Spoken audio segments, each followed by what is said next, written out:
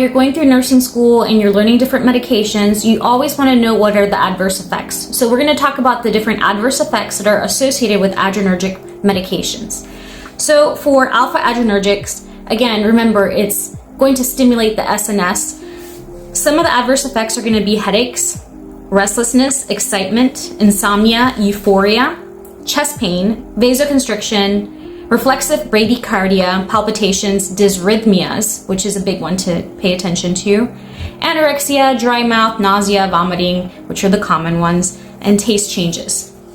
For those beta agonists, you're going to get mild tremors, headaches, nervousness, and dizziness, and this is very common, especially when you're giving a patient albuterol. So that would be a teaching that you would give a patient as a nurse if they're taking albuterol to expect these adverse reactions. What happens if you over-medicate a person and they develop toxicity to them? So toxicity is going to overstimulate the SNS, so central nervous system as well.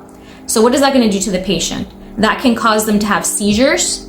That can cause them to have intracranial bleeding due to that increased blood pressure. So basically you could give them a stroke.